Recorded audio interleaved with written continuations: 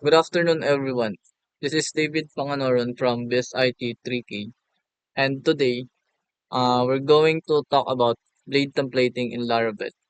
So, yung blade templating in Laravel is engine siya para tulungan tayong gumawa ng mas clean and organized na web applications. So, ito yung iba't ibang features niya one by one. So, we're going to talk about different features ng blade templating one by one. So, first one is the template inheritance in Blade.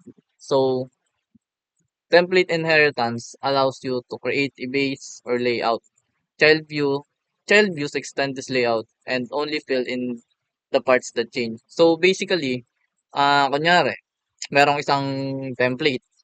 So, yung kunyari yung template, meron ng header tsaka footer, tas may design na siya. So, pwede mong magamit yung design na yon sa iba't ibang pages. Like, kunyari, sa homepage, meron na yung design na yon, pwede mo na lang siyang i-copy or extend. Tapos, magagamit mo na yung layout na yon ng paulit-ulit without writing a code again. So, mas convenient siya kasi um, hindi ka na matatagalan mag-code. So, hindi na time consuming na kasi hindi ka na paulit-ulit magta-type ng code. So, next is sections and yields.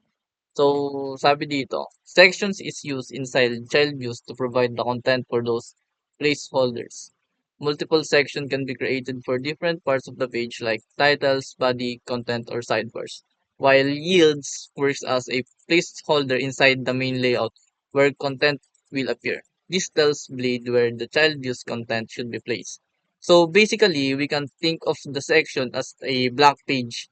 So blank lang siya, wala siyang laman. Parang sabi nga dito, po-provide siya ng parang space para dun sa content mismo. So, blank page lang siya, wala siyang ano.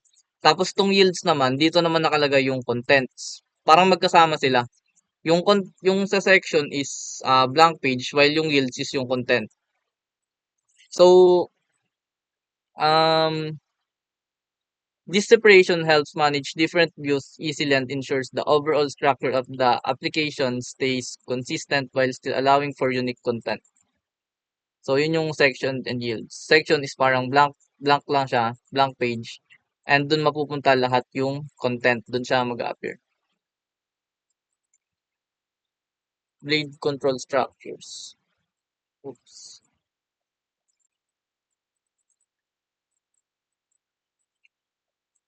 To. Sabi dito, Blade simplifies control structure by offering clean and readable alternatives to raw PHP. Instead of writing along PHP tags, the developer can use Blade's built-in syntax. For example, writing an if and if is much easier to follow than using traditional PHP blocks. Similarly, loops like for each are more straightforward and visually clear. This makes the code less cluttered, more readable, and easier to maintain, especially when working in larger projects or with a team. So, basically, tong blade control structures, pinapadali niya lang na mabasa yung code natin.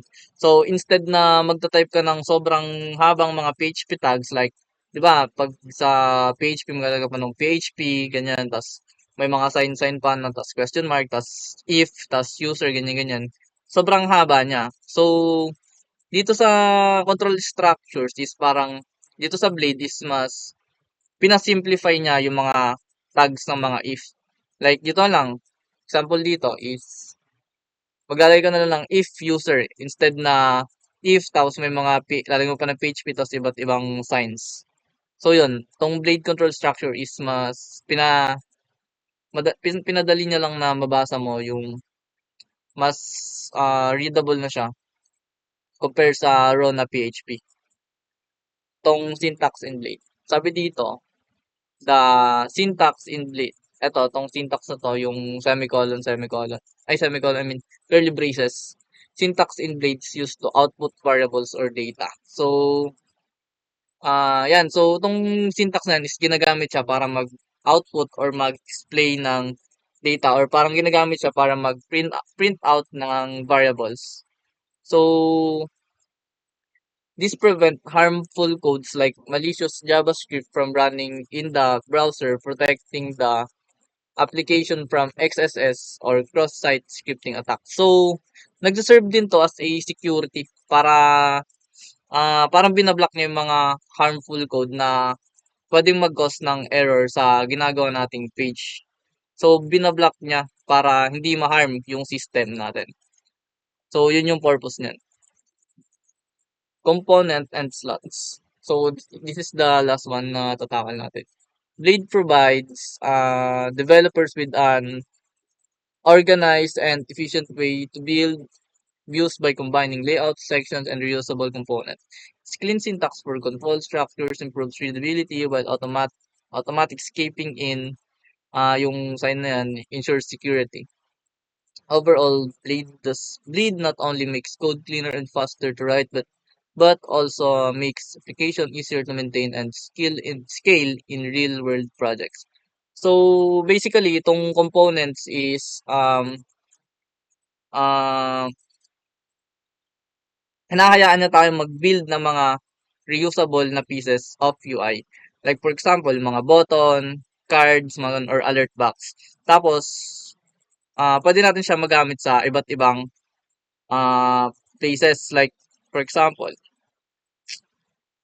parang pwede mo siyang i-reuse na lang. So, para hindi ka na mag-repeat ng mag-code tapos hindi ko na mag-repeat na hindi mo na kailangan mag-design paulit-ulit. Excuse. So, bale, yun lang. That will be all. Thank you for listening.